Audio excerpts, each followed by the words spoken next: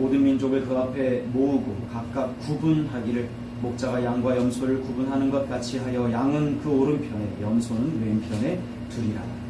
그때 임금이 그 오른편에 있는 자들에게 이르시되 내 아버지께 복받을 자들이여 나와 창세로부터 너희를 위하여 예비된 나라를 상속받으라. 내가 줄일 때에 너희가 먹을 것을 주었고 목마를 때에 마시가 였고 나그네 되었을 때에 영접하였고 헐벗었을 때에 옷을 입혔고 병들었을 때에 돌보았고 옥에 갇혔을 때에 와서 우리가 어느 때에 주께서 줄이신 것을 보고 음식을 대접하였으며 목마르신 것을 보고 마시게 하였나이까. 어느 때에 나그네 되신 것을 보고 영접하였으며 헐벗으신 것을 보고 옷 입혔나이까.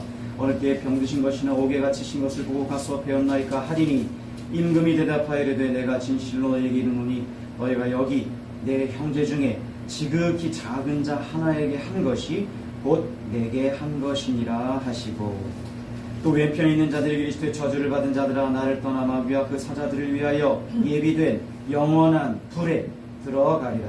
내가 줄일 때에 너희가 먹을 것을 주지 아니하였고 목마를 때에 마시게 하지 아니하였고 나그네 되었을 때에 영접하지 아니하였고 헐벗을 때에 옷 입히지 아니하였고 병들었을 때와 옥에 갇혔을 때에 돌보지 아니하였느니라 하시니 그들도 대답하여 이르되 주여 우리가 어느 때에 주께서 줄이신 것이나 목마르신 것이나 나그네 되신 것이나 헐벗으신 것이나 병드신 것이나 옥에 갇히신 것을 보고 공양하지 아니하더이까.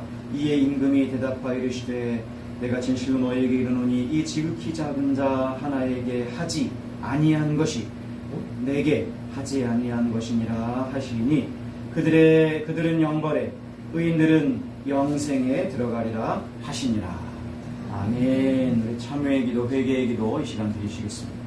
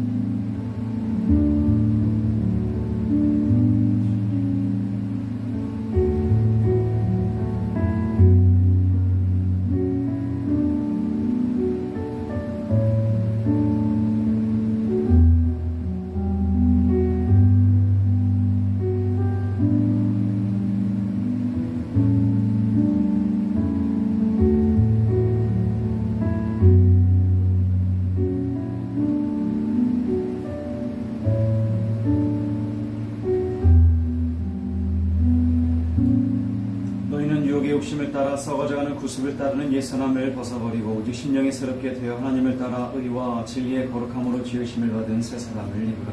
그런즉 누구든지 그리스도 안에 있으면 새로운 피조물이라. 이전 것은 지나갔으니 보라 새 것이 되었도다. 아멘. 인사하겠습니다. 주님의 이름으로 사랑합니다. 사랑합니다. 주님으로 한번 미선 자기를 띄고 있는 것 같아요. 세상의 법은 참 부족한 것 같다 이런 생각을 많이 해요.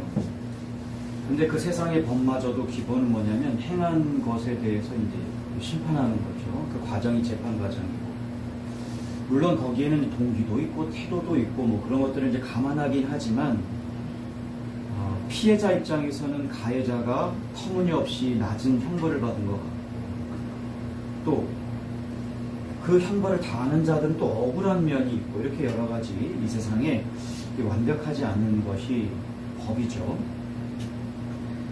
그런데 이 법이 어디에 있느냐? 이 세상에 있는 거예요. 근데 이 세상이 어떤 상태냐 보면 참 마지막 때가 다가오는, 마지막 날이 다가오는 것 같은 그런 일이 많이 일어나요.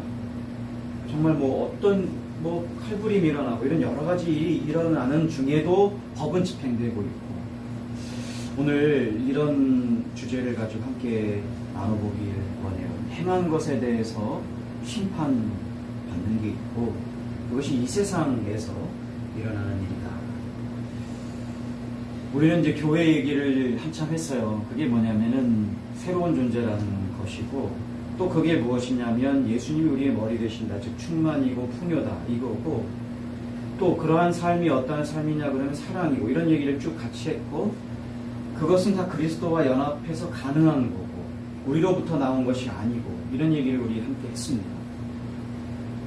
근데 그렇게 살아가는 자들의 삶을 또 가리켜서 이제 제자다, 제자로서 살아간다, 그걸 풀면 예수님이 살아가신 그 삶을 그대로, 또 예수님이 걸어가신 길을 그대로 이렇게 할 수 있죠. 그것을 우리에게 적용해 주신 말씀이 이거죠. 자기를 부인하고 자기 십자가를 지고. 근데 이것은 다만 그것으로 끝나는 것이 아니라 매일매일, 믿기 전이든 믿기 시작하든 믿음 후든, 또 믿음 후 비용 계산하는 삶입니다. 그런데 고난만 있는 것이 아니고 영광도 있다는 말씀을 함께 나누면서 이 장차를 생각해 보면서 이 현재의 고난이 어떠한지도 한번 생각해 보고, 또 그것을 계산하고 결정하고 따라가고. 그런데 우리가 지난 주일에는 언제까지 그러한 삶을 살아가느냐라고 할 때 우리 마태복음 24장을 다루면서 예수님의 재림 때까지 이렇게 적용해 볼 수가 있겠죠. 그러니까 확실한 믿음을 가지고 언제까지 제자로서 살아가느냐 할 때 재림 때까지. 오늘은 이제 마태복음 이제 25장이 본문입니다. 24장을 지나서 25장인데 어떤 주제냐면, 그러면 그런 그때까지 살아가는데 예수님이 재림하시는 건 분명한데 언제인지는 우리가 알 필요는 없고 두려워하지 말아야 되는데, 그러면 무슨 일이 재림 때 일어나는가, 그것을 우리 본문에서 말해주고 있어요. 이런 질문이죠. 어떤 심판이 일어나는가, 어떤 기준으로 심판할 것인가, 그 심판의 결과가 뭔가, 이런 것까지도 함께 오늘 본문을 통해서 나누게 될 겁니다. 이 본문 이전에는 두 가지 비유가 있어요. 우리가 잘 알고 있는 이 천국 비유 중에 이제 열처녀의 비유가 있고, 두 번째는 달란트 비유가 앞에 마태복음 본문 31절 앞에 있어요. 근데 열처녀의 비유의 끝에 보면 이게 돼 있어요. 그런즉 깨어있으라, 너희는 그 날과 그때를 알지 못한다. 이렇게 깨어있으라, 날과 시를 알지 못한다. 이 날과 시에 대한, 때에 대한 얘기는 앞에 했죠. 24장에 깨어있으라는 얘기를 하고, 왜 깨어있어야 되는지를 달란트 비유를 통해서 우리에게 말해주는데, 그게 뭐냐면 착하고 충성된 종, 악하고 게으른 종을 구분하여 심판하신다는 것을 비유로 말씀 33절까지만 같이 한번 먼저 읽어보면 좋겠어요. 시작. 인자가 자기 영광으로 모든 천사와 함께 올 때에 자기 영광의 보좌에 앉으리니 모든 민족을 그 앞에 모으고 각각 구분하기를 목자가 양과 염소를 구분하는 것 같이 하여 양은 그 오른편에 염소는 왼편에 두리라. 이렇게 말씀하고 있어요. 앞에 있는 비유에 대한 설명이기도 한 거죠. 보좌에 앉는다는 표현이 딱 있어요. 그것은 이 통치자의 지위, 그걸 딱 연상할 수 있지 않겠습니까? 우리가 통치자라고 하면 자유를 선포하는, 이렇게 우리가 함께 찬양했잖아요. 자유를 선포하는 분, 해방을 가져오신 분이면서 모든 것들을 다스리시는 분이면서 우리에게는 뭡니까? 머리 되셔서 충만을 주시는 분, 이렇게 많이 확장해서 설명할 수가 있는 그 표현이에요. 영광의 보좌에 앉으신다. 근데 이 재림과 종말에 관련된 내용과 연관 지으면 인자라고 하는 표현이 딱 드러나면서 예수님이 심판주로 오신다라는 것 또한 포함하고 있는 그 보좌예요. 성경 구절 한번 몇 군데 읽어볼까요? 마태복음 24장부터 읽어볼게요. 시작. 그가 큰 나팔 소리와 함께 천사들을 보내리니 그들이 그의 택하신 자들을 하늘 이 끝에서 저 끝까지 사방에서 모으리라. 모은다는 내용이 마태복음 24장 우리가 앞에 본문에 읽었죠. 데살로니가 후서예요. 1절 시작. 환난을 받는 너희에게는 우리와 함께 안식으로 갚으시는 것이 하나님의 공의시니 주 예수께서 자기의 능력의 천사들과 함께 하늘로부터 불꽃 가운데 나타나실 때에 하나님을 모르는 자들과 우리 주 예수의 복음에 복종하지 않는 자들에게 형벌을 내리시리니. 같은 얘기죠. 어떠한 모습으로 이 땅에 다시 오실 것인가 할 때 나팔소리, 천사들 이런 이야기가 있으면서 불꽃 가운데 이런 얘기, 영광이죠. 영광의 보좌. 그런데 어떻게 해요? 모아서 심판하신다.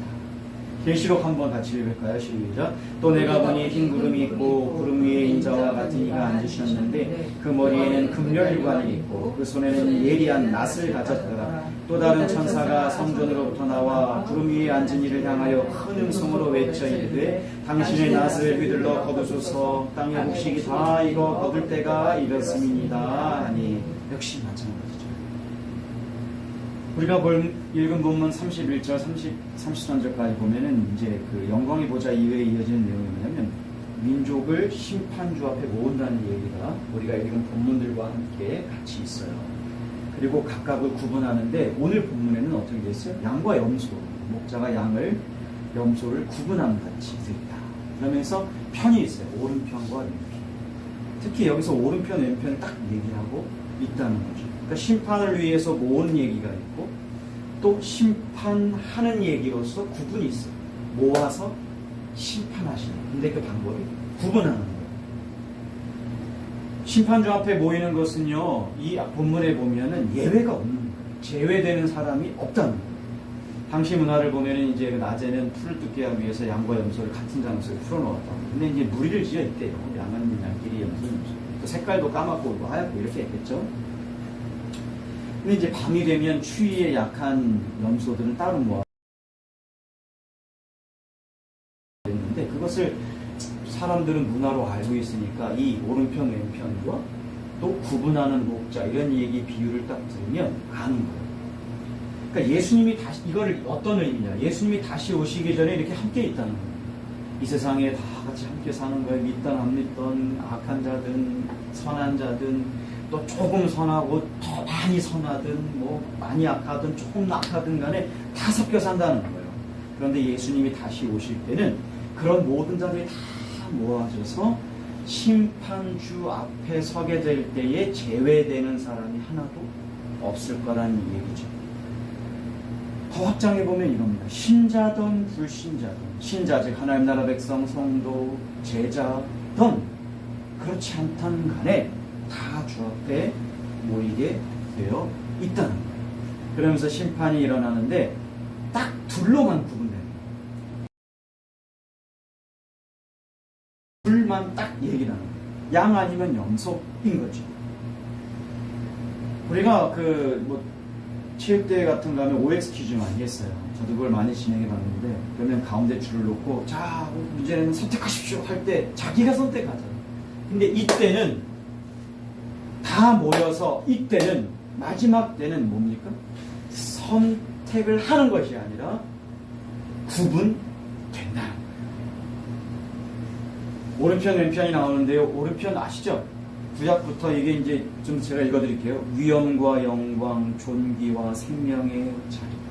우리가 찬양했잖아요. 주 높고 위대하신 그의 영광, 그의 존귀, 그의 위엄과 위엄. 놀라운 사랑의 구원의 하나님. 이렇게 찬양했던 그 영광, 위엄, 존귀, 생명의 자리가 오른편이라는 거예요.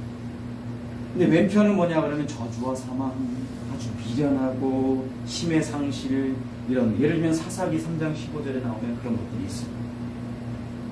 오른편에 둔다는 얘기는 뭡니까? 하나님의 영광과 위엄의 자리에 두고 또 존귀와 그런 영광에 참여한다는 것, 생명에 참여한다는 건데 왼편에 둔다는 얘기는 뭡니까? 그런 것이 다 제외된다. 그것만이 아니라 제외되는 것은 뭐 조금 안 받고 뭐 위험에 좀 안 이런 정도가 아니라 저주와 사망의 자리, 또 영원한 죽음의 자리, 어리석고 미련한 자들의 힘을 잃은 자들의 자리 이런 얘기죠. 자, 이걸 33절 설명이라면 이어서 한번 요것도 읽어보죠. 34, 41, 46절 읽었습니다. 시작. 그때의 임금이 그 오른편에 있는 자들에게 이르시되 내 아버지께 복받을 자들이여 나와 창세로부터 너희를 위하여 자들에게 이르시되 저주를 받은 자들아 나를 떠나 마귀와 그 사자들을 위하여 예비된 영원한 불에 들어가라. 그들은 영벌에 의인들은 영생에 들어가리라 하시니라. 아멘. 이 우리가 다시 읽은 이 본문 가운데는 뭐냐면 이제 구분되어진 자들에게 심판의 주이신 임금께서 판결을 내리시는 거죠. 그러니까 구분하시고 판결을 내리시는데, 다시 제가 말씀드릴게요. 오른편에 있는 자들은 뭐예요? 복 받을 자들. 그런데 이 복이 어떤 복이냐면 예비되어 있는데 창세 전부터 예비된 거예요. 그것을 받는데 그게 어디냐? 나라래요. 우리가 연상되는 나라, 천국 하나님 나라를 우리는 알 수 있죠. 근데 왼편에 있는 자들은 이래요. 복과 반대인 저주를 받는 거예요. 근데 여기서 표현이 우리 창세기 3장에 있는 추방을 연상케 하는 임금을 떠나 이 표현이 있고, 근데 놀라운 표현이 이거예요. 마귀와 사자들을 위해 예비된, 그러니까 그 영원한 불이라는 것이 이어지는데 그 영원한 불은 누구를 위해 예비된 거라는 거? 마귀와 사자들을 위해 예비된 거예요. 근데 거기에 들어가라 하는 것은 뭡니까? 똑같이 취급당한다는 거죠. 성경의 표현은 하나님의 나라는 우리를 위해 예비된 이렇게 표현되어 있는 반면에 이 저주받은 영원한 불못 이런 표현은 뭐냐면 원래는 사탄과 추종자들 사마귀죠. 사탄, 마귀, 귀신 그것들을 위하여 예비되어 있는 것인데 그것을 추종했으니 너희도 똑같이 그들과 함께 취급당한다. 이런 표현인 거예요. 우리 성경 요한계시록 마귀가 불과 유황 못에 던져지니 거기는 그 짐승과 거짓 선지자도 있어 세세토록 밤과 기름을 받으리라. 또 내가 크고 흰 보좌와 그 위에 앉으신 이를 보니 땅과 하늘이 그 앞에서 피하여 감되었더라. 또 내가 보니 죽은 자들이 큰 자나 작은 자나 그 보좌 앞에 서 있는데 책들이 펴있고 또 다른 책이 펴졌으니 그 생명책이라. 죽은 자들이 자기 행위를 따라 책들이 기록된 대로 심판을 받으니 바다가 그 가운데서 죽은 자들을 내주고 또 사망과 음부도 그 가운데에서 죽은 자들을 내주매 각 사람이 자기의 행위대로 심판을 받고 사망과 음부도 불못에 던져지니 이것은 둘째 사망 곧 불못이라. 누구든지 생명책이 기록되지 못한 자는 불못에 던져지더라. 아멘. 여기도 그런 표현이 있는 거예요. 이 불못은 누구를 위해 예비됐느냐? 짐승, 거짓 선지자 이미 거기 있죠. 근데 심판 때에 모든 자들이 다 예전에 죽었던 지금 살아있는 성도든 불신자 다 모아져서 최후 심판 때에 둘째 사망 즉 저주의 대상 저주받는 자들은 이 영원한 불못에 예비돼 거기에 들어간다. 여러분 기억하시죠? 창세기 보면 성경 전체의 서론이 창세기고 요약이 창세기잖아요. 이야기식으로 우리에게 다 말해주는데 이 오른편 얘기, 본문에 있는 오른편 얘기랑 비슷한 얘기예요. 위엄과 영광, 존귀와 생명의 자리, 그 자리가 하나님을 창조 주님으로 모신 피조물로서 있을 때에 그것이 유지되었어요. 근데 범죄한 이후에 각각 심판을 받잖아요. 각각이 행한 대로, 그가 행한 대로 심판을 받죠. 그런데 그 심판이 선포된 거기에 여자의 후손이 선포되고 있고 가죽옷이 선포됐을 뿐만 아니라 하와라고 하는 생명의 이름 또한 선포되는 것으로 우리는 알고 있어요. 같은 얘기죠. 생명의 자녀, 복의 자녀. 로마서에서는 예수 그리스도를 그 복음을 믿음으로 의롭게 된 자들에게 무엇이 일어나느냐? 죄사함과 의롭다함을 얻게 된다. 이게 뭐죠? 다른 표현으로 하나님 나라 백성 된다는 얘기 아니겠습니까? 같은 얘기죠. 하나님 나라를 상속한다. 왼편 얘기도 있지 않습니까? 저주와 사망, 미련함과 힘의 상실의 자리인데 영벌을 받는 자리입니다. 사탄의 후손에 참여하는 거죠. 그 미련함, 무한함으로 입고 계속 입고 가죽옷은 거부하고 생명을 거부하고 가인의 후예로 계속해서 살인하면서 살아가는 자들, 이러한 자들에 대한 것이 추방. 그것으로만 끝나는 것이 아니라 저주의 자리, 즉 영원한 불못이라고 말해주죠. 이어서 이 본문도 같이 있습니다. 좀 긴데요. 35절부터 시작. 내가 줄일 때에 너희가 먹을 것을 주었고 목마를 때에 마시게 하였고 나그네 되었을 때에 영접하였고 헐벗었을 때에 옷을 입혔고 병들었을 때에 돌보았고 옥에 갇혔을 때에 와서 보았느니라. 이에 의인들이 대답하여 이르되 주여 우리가 어느 때에 주께서 줄이신 것을 보고 음식을 대접하였으며 목마르신 것을 보고 마시게 하였나이까. 어느 때에 나그네 되신 것을 보고 영접하였으며 헐벗으신 것을 보고 옷 입혔나이까. 어느 때에 병드신 것이나 옥에 갇히신 것을 보고 가서 배웠나이까 하리니 임금이 대답하여 이르되 내가 진실로 너희에게 이르노니 너희가 여기 내 형제 중에 지극히 작은 자 하나에게 한 것이 곧 내게 한 것이니라 하시고 이어서 내가 줄 때에 너희가 먹을 것을 주지 아니하였고 목마를 때에 마시게 하지 아니하였고 나그네 되었을 때에 영접하지 아니하였고 헐벗었을 때에 옷 입히지 아니하였고 병들었을 때와 옥에 갇혔을 때에 돌보지 하였느니라 하셨니. 그들도 대답하여되 주여 우리가 어느 때에 주께서 줄이신 것이나 목마르신 것이나 나그네 되신 것이나 헐벗으신 것이나 병드신 것이나 옥에 갇히신 것을 보고 공양하지 아니하더이까. 이에 임금이 대답하여 이르시되 내가 진실로 너희에게 이르노니 이 지극히 작은 자 하나에게 하지 아니한 것이 곧 내게 하지 아니한 것이니라 하시리니. 이게 마지막 날에 있는 얘기예요. 어떤 사람들은 하나님께서 예비하신 하나님의 나라 즉 천국에 들어가고 어떤 사람들은 지옥인 영원한 불에 들어간다 라고 할 때 그 기준을 얘기해 줍니다. 참된 믿음은 반드시 거룩한 삶이라고 하는 열매를 맺게 되어 있는데 거룩한 삶의 핵심이 바로 이웃을 자신과 같이 사랑하는 것입니다. 그 기준이 여기에 있습니다. 거룩한 삶이라는 열매가 있는가. 이 본문 같이 있습니다. 로마서입니다. 시작. 피차 사랑의 빛 외에는 아무에게든지 아무 빛도 지지 말라. 남을 사랑하는 자는 율법을 다 이루었느니라. 간음하지 말라, 살인하지 말라, 도둑질하지 말라, 탐내지 말라 한 것과 그 외에 다른 계명이 있을지라도 내 이웃을 내 자신과 같이 사랑하라 하신 그 말씀 가운데 다 들었느니라. 사랑은 이웃에게 악을 행하지 아니하나니 그러므로 사랑은 율법의 완성이니라. 이어서요. 시작. 형제들아 너희가 자유를 위하여 부르심을 입었으나 그러나 그 자유로 육체의 기회를 삼지 말고 오직 사랑으로 서로 종 노릇하라. 율법은 내 이웃 사랑하기를 내 자신같이 하라 하신 한 말씀에서 이루어졌나니. 거룩한 열매를 맺는 것 바로 이것이 교회적 삶인 사랑의 삶이죠. 그래서 참된 신자는 다른 지체들을 사랑하고 섬기는 삶으로 사랑하고 섬겨서 자신의 믿음을 나타내 보이는 거죠. 야고보서 2장도 함께 읽습니다. 시작. 어떤 사람은 말하기를 너는 믿음이 있고 나는 내 행함이 있으니 행함이 없는 내 믿음을 내게 보이라. 나는 행함으로 내 믿음을 내게 보이라 하리라. 이 마지막 심판 때의 분명한 기준은 그겁니다. 행함입니다. 그런데 하나님이 판단하실 때에 그 행함만 가지고 하시느냐, 그것이 아니라 행함 이면에는 그렇게 행하려면 그렇게 행할 수 있는 본질이 되어야만 하고 그 본질은 믿음이라고 하는 선물을 받은 자들에게만 주신 것이기 때문에 즉 새사람 새존죄는 믿음으로 말미암아 변화된 자들에게만 주시는 것이기 때문에 그렇게 행할 수 있는 것은 그렇게 거룩의 열매를 맺을 수 있는 것은 포도나무의 비유처럼 예수 그리스도께 붙어있는 가지이기 때문이잖아요. 그러니까 딱 이렇게 이 본문을 가지고 그래 행함으로 우리의 믿음을 증명하는 건 맞아요. 그런 행함으로 우리가 구원받는구나 라고 할 때는 아니죠. 구원받은 자가 마땅한 삶으로서의 삶인 행함을 가지고 이것을 이 모든 패키지를 가지고 하나님이 심판하시는 거죠. 그런데 오늘 본문에서 무엇을 알 수 있는 거예요?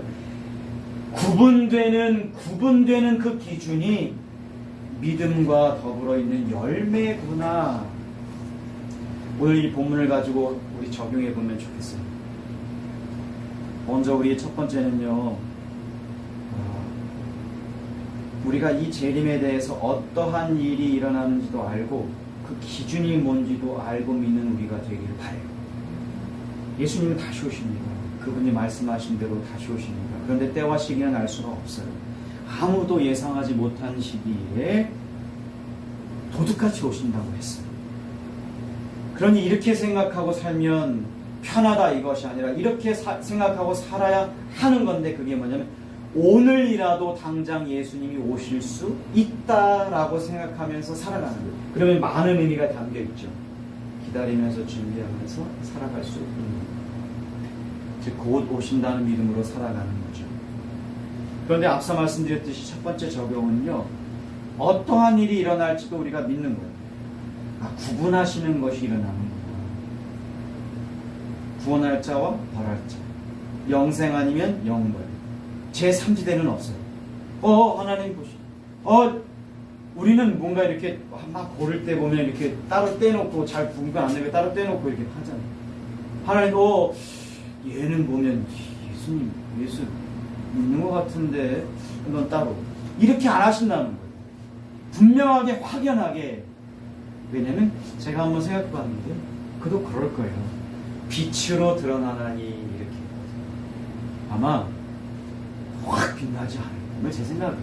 한번 확장해서 생각해봤는데 확 빛이 나는지 아니면 눈에 탁. 근데 요한계시록에 보면 생명책에 기록되어 있다. 생명책. 이 비유는 책을 쫙 이런 비유가 아니죠. 예수 그리스도의 믿음이 분명히 드러나는 거죠. 그런데 분명한 건 뭡니까? 그렇게 드러나든 뭐든 하나님께서 오셔서 구분하시는구나. 그런데 구분돼서 영생에 들어가는 자들 설명하기를 복받는 자들이고 창세전부터 예비된 하나님 나라를 받는 자다 이렇게 얘기하는. 근데 반면 저주받는 자들은 어떻게 되느냐? 영벌에 처해진다. 이런 구분. 하나님께서는 불꽃 같은 눈으로 그 판단하시는 그 심판대 앞에 서게 되는, 그 불꽃 같은 눈으로 판단하는 심판대 앞에 서게 되는 그때가 점점점 다가오고 있다는 거죠. 마지막 때에 주님이 행하실 그 심판을 그 심판이 있다 믿고 없다 무시할 수 있지만 분명하게 우리는 알고 믿자 할 때 그게 뭐예요? 아무도 그 심판을 피할 수는 없다는 것을 믿는 거예요. 나도 아무도 심판을 피할 수 없다. 이것도 믿는 거예요. 무슨 일이 일어나느냐? 재림 때 반드시 오시는데 나도 심판을 피할 수 없구나. 그러면 두렵죠. 내가 나를 너무 잘 알잖아. 어제 행한 것도 그 전에 행한 것도 너무 잘 알아요. 그래서 두렵죠. 그런데 성경은 뭐라고 얘기하냐? 이 모든 것들을 다 우리에게 알려주셨다는 거예요. 그래서 우리가 지난주에 함께 나누지 않았습니까? 말씀을 나누었던 기억하지 않으십니까? 두려운 것이 아니라 두려워할 필요가 없다. 오히려 복음이며 기다리며 이 재림은 준비하는 것이고 복음에 합당한 삶을 사는 것이고 이런 것들을 쭉 얘기하면서 다 알려주셨다는 것을 우리는 기억해요. 근데 또 뭐도 알려주셨냐 할 때 다 심판받는다 이 얘기만이 아니라 그분의 기준을 알려주셨어요. 기준을 알려주셨어요. 군대에 있을 때 기준 많이 했어요. 저는 막 제대로 여러분 기준이 없으면요 막 난리 납니다. 근데 기준이 움직이면 더 난리 나는 거예요. 다 얼차례예요. 여러분 근데 그 기준이 명확히 뭔지를 우리에게 알려주셨다는 것이 너무 큰 은혜예요. 뭐죠? 각 사람이 행한 행위라는 거예요. 급히 적용해 볼까요? 우리 아내가 잘 믿음을 가지고 믿음의 행위를 했다고 해서 남편이 구원받는 게 아니라는 거죠. 주님은 각 사람이 이 세상에서 이 세상에서 살아있는 동안 무엇을 어떻게 행하며 살았는지를 보고 판단하시는 것도 알려주셨어요. 예수님을 믿지 않고 스스로가 하나님이 된 것처럼 사는 자들이 심판을 당한다? 이건 당연한 거예요. 그들은요 당연히 심판받아요.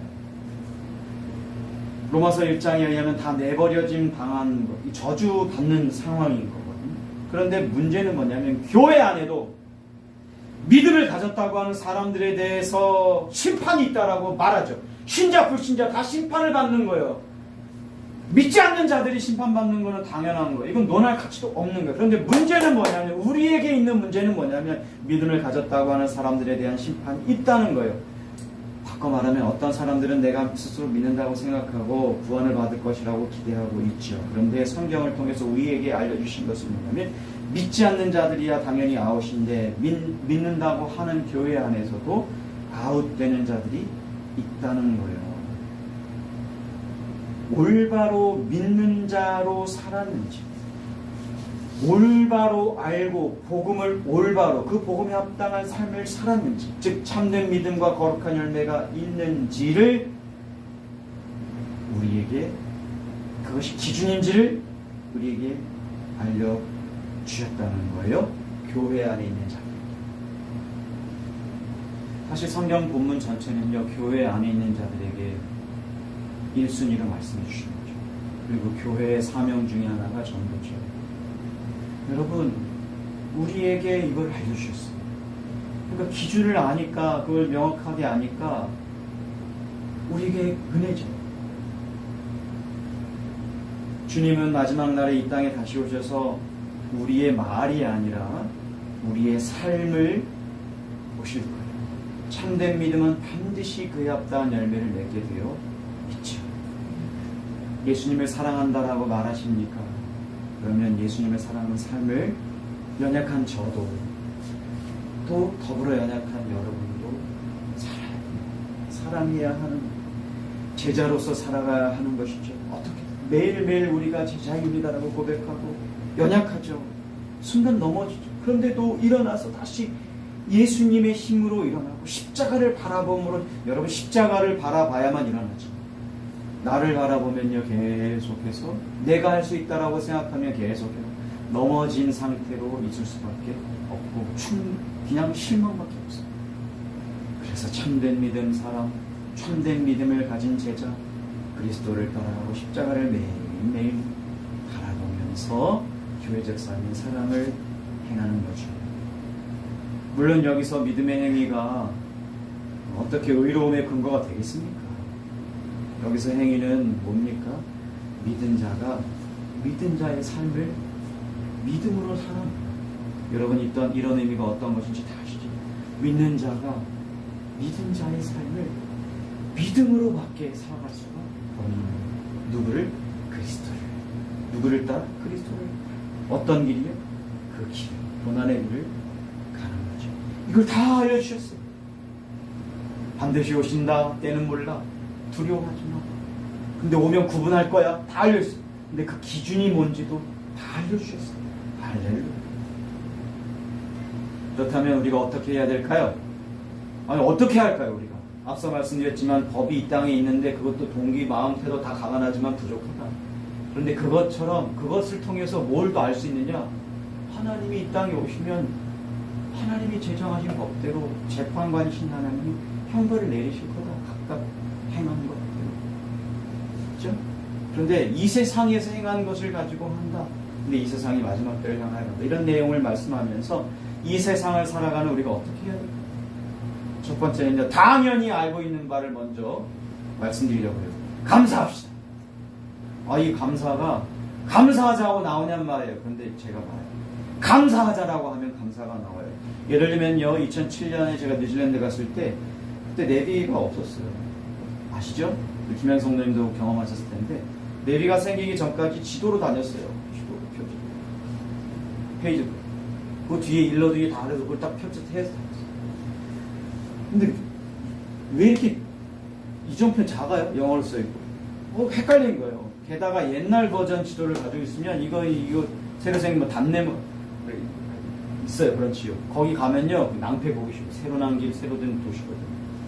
근데 요즘엔요 내비게이션 엄청나지 않습니까? 상세해요. 출발 도착 딱 찍으면요 몇 분, 휴당 경로 얼마 드는 거 이거 다 상세하고 분명하게 안내해 주죠. 그럼 우리는 어떻게 합니까? 거기에 탁 놓고 탁 고정한 다음에 전적으로 의지해요. 끊임없이 신뢰합니다. 거기서 흘러나오는 목소리를 아주 경청하게 돼 있어요. 이런 내비게이션 같은 일반적인 은혜인 그 내비게이션, 그것도 의지하고 신뢰하고 경청하는데 복음을 주다. 재림하신다는 내용과 어떤 일이 일어날 거고 어떻게 구분될 거고 그 기준은 뭔지까지 다 주셨어요. 야, 얼마나 큰 은혜입니까? 우와! 이런 것까지 알려주셨다고? 우리가 복음의 기초를 다루면서 복음 그것을 딱 두고 생각하면 얼마나 많냐. 시작과 끝이다. 처음과 나중이다. 그가 하나님이시다. 계시록 1장 8절 제가 읽은 거죠. 하나님이 이르시되 난 알파야 오메가야.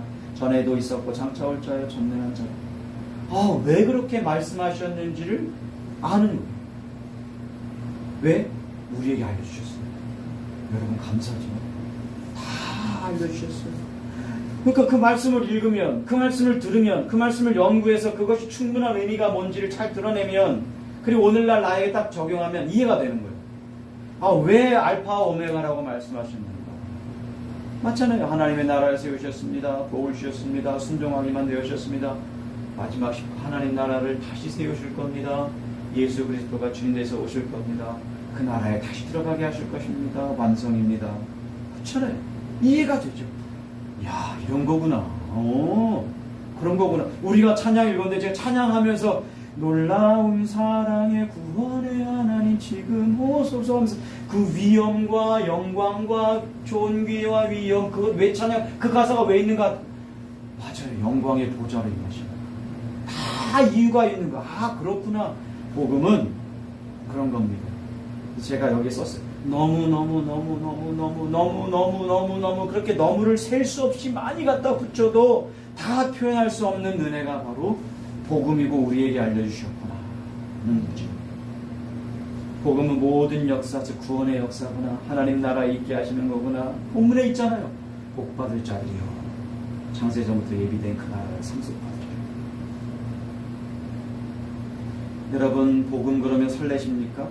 아니면 반대로 복음 그러면 다 하는 얘기인데, 복음 체계적으로 성경 전체적으로 포괄적으로 설명하지 않고 복음은 뭐 다 하는 얘기. 나는 구원 열차 티켓처럼 돼요. 복음 그럼 다 하는 얘기인데 그러면 또 그냥 식상한 얘기처럼 받아들이지 않으십니까? 내가 뭐 한두 해 얘기해요. 내가 한두 해 신앙생활 하는데 지금 30년째고 40년째고 내가 모태신앙이고 바울이 얘기했어요. 나면서부터 나는 바리새인 중에 할례를 근데 다 그것을 해로 여긴다. 응가로 여긴다. 이렇게 얘기하면서 지금 그리스도가 존귀케 되고 그리스도가 전파되는 것이 가장 고상한 무엇을 말하는 것입니까? 복음 외에는 다 해로 여긴다. 내가 한두 해 신앙생활 한 줄 알아? 이 말 속에는요 복음을 의연중에 왜곡하고 거부하는 것들이 있어요. 그런데요 반대로 복음을 들어도 또 듣고 싶고 복음을 들었는데 다 아는 것 같은데 살짝 모르는 것 같고 그래서 내가 부족한 것 같고 이렇게 여기십니까? 복음이라는 단어만 들어도 설레십니까? 제가 앞서 또 질문드린 겁니다. 여러분 복음 그러면 너무 하나님의 은혜임으로 여기십시다. 어떻게라고 하는 첫 번째 질문이 그래서 감사하자는 것들을 제가 큰 목소리로 말씀을 드렸습니다. 여러분 재림을 포함한 이 복음 우리에게 주셨으면 감사하시기 바랍니다. 어떻게라고 하는 두 번째 적용은요 우리가 소망하는 자들이에요. 이 올바로 알고 믿은 우리는 소망하는 자들인데요 이 재림에 대해서 올바로 아는 것은 굉장히 중요합니다. 따로 재림론, 종말론만 가지고 함께 나누면 좋겠는데 그런 기회가 오길 바라요. 근데 이제 요즘에 있는 재림론, 우리 교단만 해도 속해 있는 이 재림론, 종말론에 의하면 이제 교회를 중심으로 그리고 문자적으로 당시 자유주의를 대격하기 위해서 문자적으로 그 요한계시록을 해석하면서 있는 건데 그 이면에 문자적인 해석만 가지고 있기 때문에 거기에 있는 하나님 나라의 상징적인 의미들을 좀 잘 드러내지 못한 일이 있게 됐어요. 그래서 있는 것이 뭐냐면 예를 들면 삼중구원론이라든지 휴거 제일 공중에서 먼저 혼인잔치 이런 여러 가지 그 문자적인 해석 때문에 있는 병폐가 두려움이 생깁니다. 내가 휴거 안 당하겠다라든지 이런 교회를 위해서 그렇게 문자적으로 해석했는데 있는 거예요. 근데 올바른 재림론을 알면 무천년설이 있고 전천년설이 있고 후천년설이 복잡한 거 다 빼고요. 어떤 천년설이 중요하냐라고 보다 성경에서 말하는 재림론, 종말론이 무엇인지를 분명히 알면 알수록 갖게 되는 것은 뭐냐면 소망이에요. 이렇게 예수님이 오시는구나. 이거는 이것을 강조하기 위해서 이렇게 요한이 계시를 보고 환상을 보면서 쓴 거구나. 이것들을.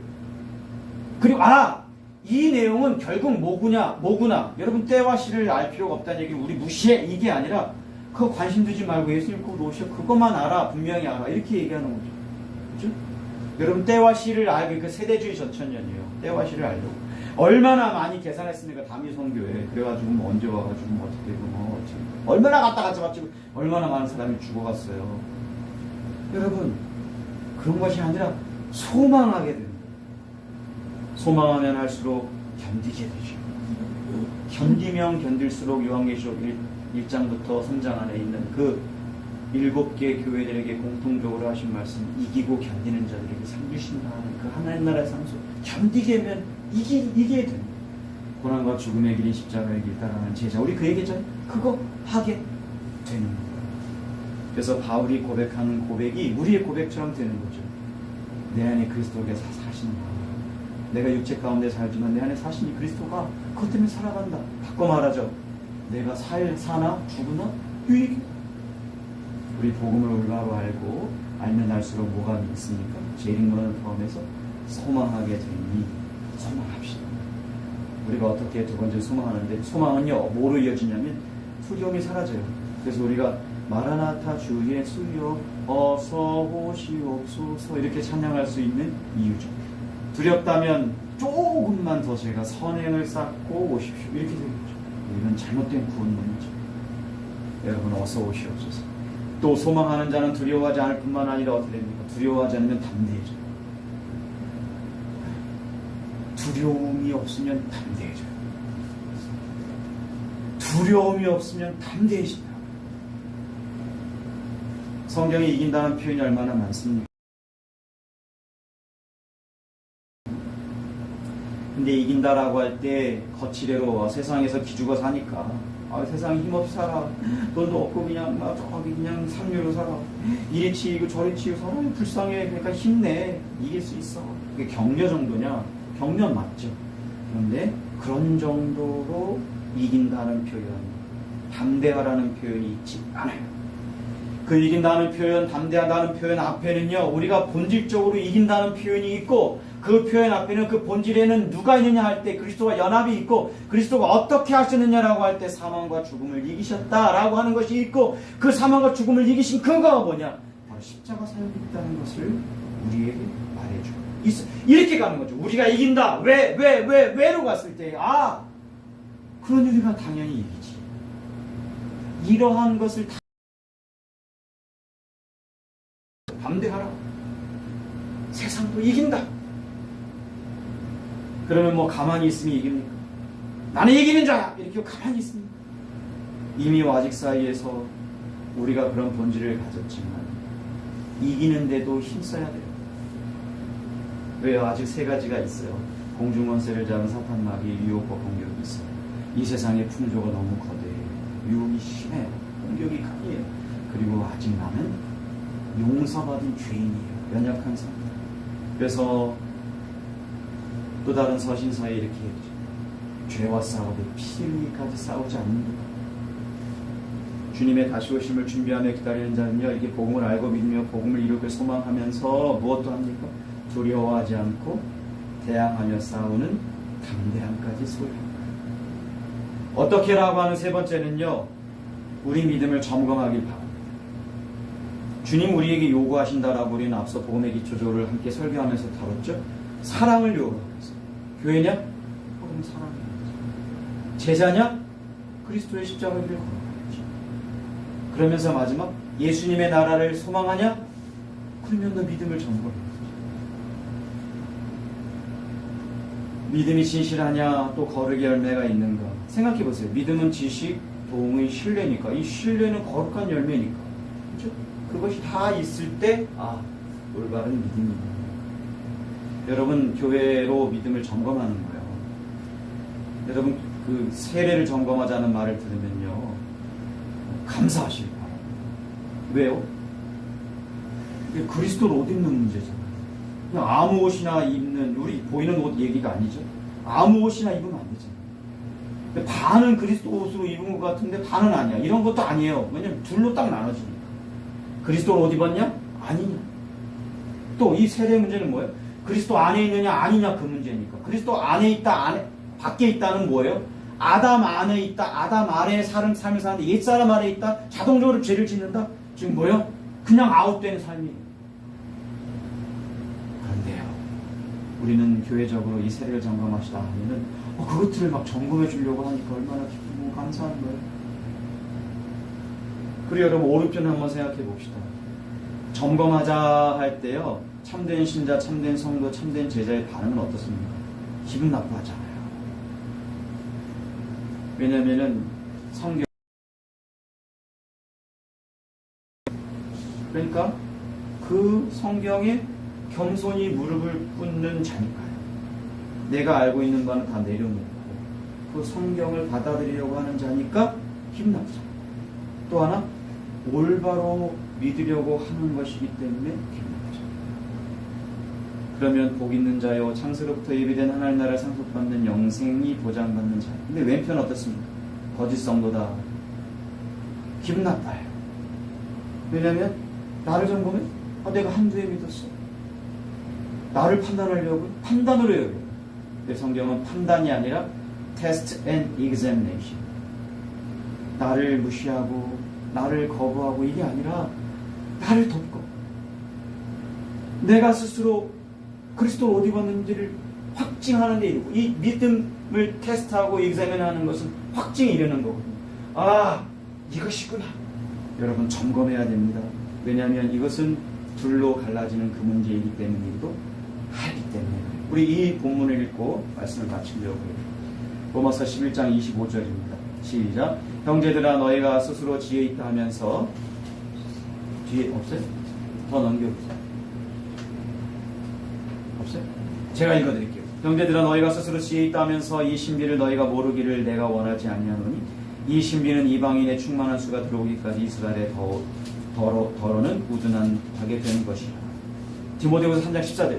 그러나 너는 배우고 확신한 일에 거하라. 너는 내가 누구에게서 배운 것을 아니. 고린도후서 13장 5절이에요. 너희는 믿음 안에 있는가? 너희 자신을 시험하고 너희 자신을 확증하라. 예수 그리스도께서 너희 안에 계신 줄을 너희가 스스로 알지 못하느냐? 그렇지 않으면 너희는 버림받은 자니라. 말씀을 마칩니다. 복음은 우리 주 예수 그리스도께서 다시 오셔서 반드시 이 세상에 다시 오셔서 모든 악한 것들을 심판하실 뿐만 아니라 하나님 나라를 완성하시고 그곳에서 우리로 복된 삶을 살게 하시며 영원히 함께 하신다는 복된 소식입니다. 기도하겠습니다. 하나님 오늘도 귀한 말씀을 전하고 들을 수 있게 해주셔서 참 감사합니다. 그렇습니다. 마지막 때에 일어날 일, 반드시 이 땅에 오시는 예수 그리스도 심판주로 오시는 그것과 더불어 어떤 일이 일어날지, 어떤 모습으로 오실지와 함께 더불어 어떤 기준인지도 우리에게 알려주셔서 감사합니다. 이제 이 알려주신 바를 가지고 적용하기를 감사하고 진짜 감사합니다.